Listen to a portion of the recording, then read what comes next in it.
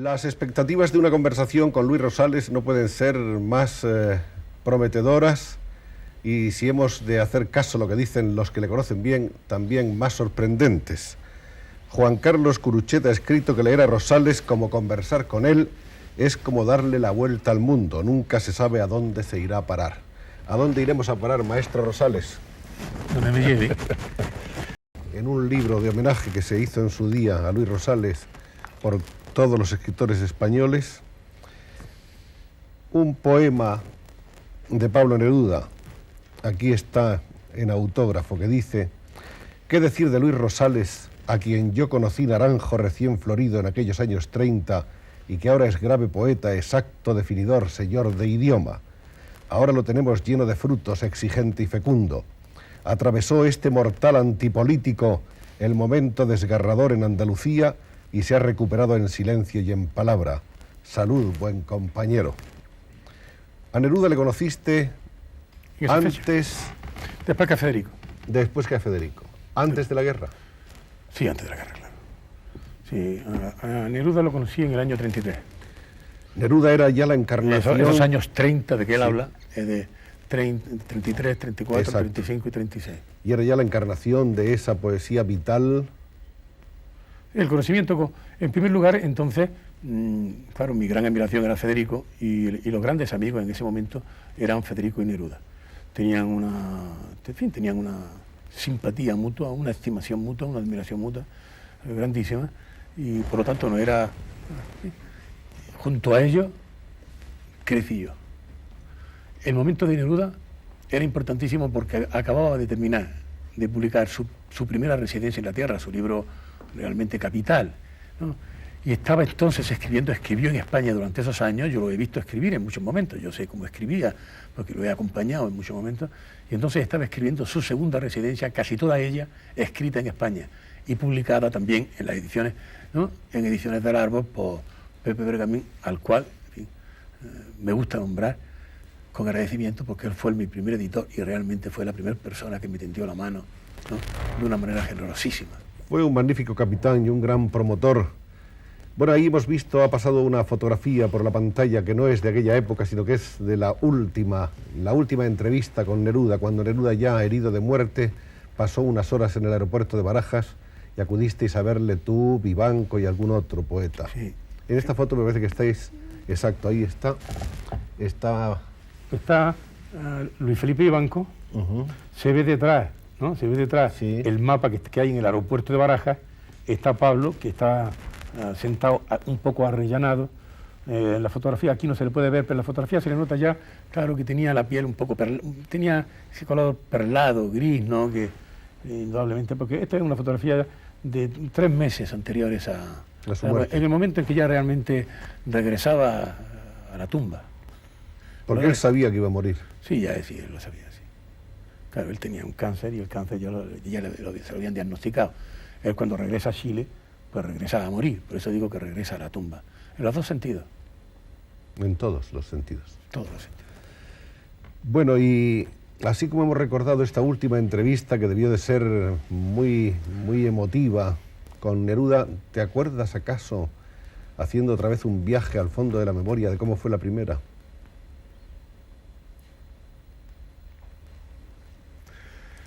Sí, recuerdo que yo conocí a Neruda en el Café León. En el Café León alrededor de las 8 de la tarde, ¿no? En el Café León y en la cervecería, ¿no? Solía reunirse Federico y Neruda con un grupo de amigos.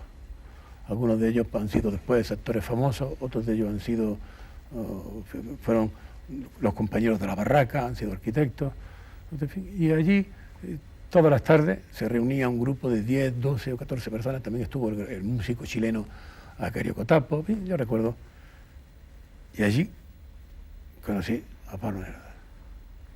Inolvidable encuentro para mí. Cargado de hombros, grande, grueso y ligero. Una de las pocas personas que he encontrado que fuera al mismo tiempo gruesas y ligeras, con una nariz indudablemente semítica, su origen era semita, unos ojos raros, unos ojos muy raros, negros, incisivos, minerales, unos ojos sí, con brillo, unos ojos con brillo mineral, y con un pliegue rarísimo, un pliegue recto, de modo que tenía un pliegue recto. Miraba siempre, no hablaba mucho. Por eso probablemente se entendió también con Federico García Lorca, ¿no? Se completaban los dos de una manera realmente asombrosa. Uno que habla y otro que escucha. Sí, sí, uno que habla, uno que sabe hablar y otro que sabe escuchar. Lo importante, naturalmente, ya lo decía Heidegger, lo importante del hablar, de la acción de hablar, no es el hablar, es el oír. Porque tú cuando estás hablando también te estás oyendo. Es decir, que la acción de hablar se desdobla en el oír y en el hablar. Hablas porque te estás oyendo. Entonces dice Heidegger que lo importante, ¿no?, es la acción de oír, no la acción de hablar. Y en ese sentido no quiero establecer naturalmente comparaciones entre Federico y él, pero los dos papeles eran muy importantes. Él porque hablaba muy fundamentalmente y Pablo porque escuchaba muy fundamentalmente. Entonces, durante mucho tiempo pues salíamos, vivíamos juntos, vivíamos en el barrio de Argüelles, él vivía en la Casa de las Flores, y yo solía recogerle por las mañanas. Él tenía un gorrión amaestrado, muy bien amaestrado. A mí no me gustaba eso nunca, pero en fin, no sé, lo tenía amaestrado de una manera que parecía que no estaba amaestrado. Le llamaba Don Ramón. No sé por qué Don Ramón se lo llamaba, supongo que era por Don Ramón de Valle Inclán, pero no lo sé, ¿no? Era un gorrión. Entonces pues lo tenía muy bien amaestrado y lo llevaba de la mano, le ordenaba, le hacía comer y le obedecía, el pájaro le obedecía, es curioso, ¿no? Cuando yo llegaba por la mañana, pues en fin, él generalmente estaba acostado, se levantaba tarde y entonces se vestía y íbamos al mercado de Argüelles. Era muy experto en hacer siempre la misma cosa. Nada se hace bien sino cuando se repite mucho, Joaquín ya lo sabes, ¿no? Entonces pues iba siempre recogiendo para hacer una especie de mazamorra que él hacía, que comíamos por la noche. Él llenaba un gran caldero, un perol. Sí, y lo llenaba con una masa de harina y lo llenaba de toda clase de elementos, el chili, todos los elementos picantes. Y hacía pues efectivamente, pues claro, una mazamorra que no se nos podía hacer más que tomar 3 cucharadas y beber, ¿no?, para quitarse aquella ardentía de la boca, ¿no? Entonces, en aquella época también estaba aquí Gabriela Mistral. Y Gabriela Mistral era el jefe directo de Pablo, porque Pablo era cónsul en España, pero Gabriela tenía el puesto que todo escritor y todo hombre puede desear, que es el cónsul de su país en cualquier lugar del mundo donde esté. Bonito puesto, ¿verdad? Maravilloso. Bonito puesto.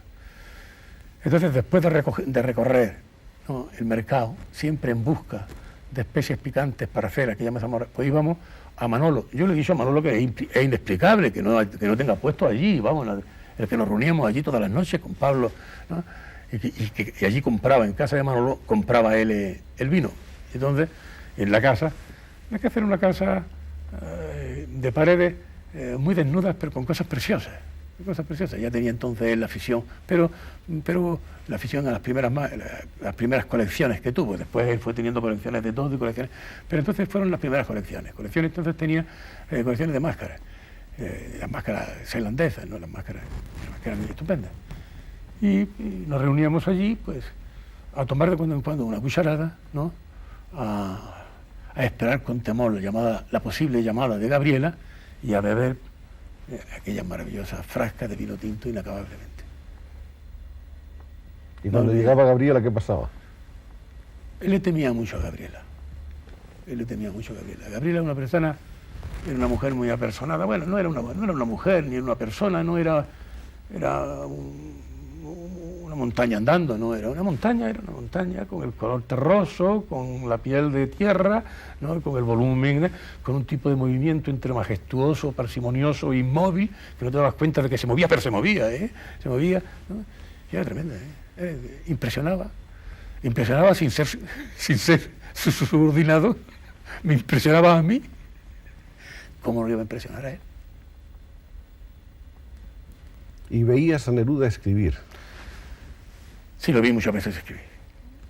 ¿Escribía de alguna manera diferente a los demás, escribía necesitado de algo en especial, le gustaba la soledad, la tranquilidad, el ruido, la compañía, el ajetreo. No, escribía solo, escribía solo.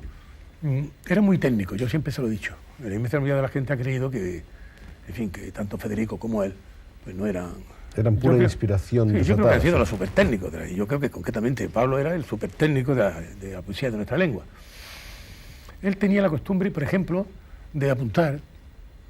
Estábamos hablando. Y él de pronto oía una palabra que le gustaba. A mí no se me olvida nunca que un día estábamos hablando y yo dije, pormenor. Dice, ¿qué has dicho? Pormenor. Bueno, no es que él no conociera la palabra, No, pero de pronto se le pone de pie una palabra y la apunta. Entonces él tenía siempre innumerables libretas de palabras. Digo esto para que se vea hasta qué punto él era consciente desde el léxico a la... Y yo recuerdo, por ejemplo, que yo le he visto traducir de inglés el canto a sí mismo de Whitman. Yo eso lo he visto traducir. Entonces, pues yo recuerdo, vamos, con el afán, la eternidad de esa búsqueda para que una expresión quedase absolutamente redonda. Si lo que tenía que quedar es clara, clara. Si lo que tenía que quedar es misteriosa, misteriosa. Si lo que tenía que quedar es oscura, oscura. Porque la oscuridad es una cosa y el misterio es otra. Hay muchos que lo confunden y es mala confusión para un poeta. El misterio es claro. Pues esa búsqueda de las palabras de Neruda se nota en su poesía. Sí, claro que se nota. Se nota el agavillamiento un poco deliberado de palabras que andaban cada una suelta por su camino y que él las ha metido en una misma disciplina. Él vuelve al final, en cierto modo, a ese gran momento. Él ya se sabe que en un momento determinado, después de fin, por un motivo extrapoético, en un momento determinado, yo creo que, en fin, con todas las cosas, como todas las actitudes que él tomaba, en fin, indudablemente auténtica, él llega a tener, hay un momento que tiene una desestimación pública, importante, notoria, ¿no? Y la expresó en varias ocasiones, de sus mejores libros, indudablemente, de los libros de los que hemos estado hablando en este momento. En fin, es curioso que él nunca renegó, ni aun en esos momentos, por ejemplo, de 20 poemas. Él siempre demostró gran inclinación, pero de la tentativa del hombre infinito, o del hondero entusiasta, y sobre todo de las residencias que le parecían que era una poesía que de alguna manera era una poesía exquisita, una poesía hermética, una poesía que no era mayoritaria, que era implícita y explícitamente minoritaria. Él renegó en varias ocasiones de ella, pero es curioso que al final de su vida volvió a ese tipo de expresión, a ese mismo tipo de expresión, y sus últimos libros, pues El mar y las campanas, en fin, representan una vuelta, un retorno a este mismo sistema estilístico.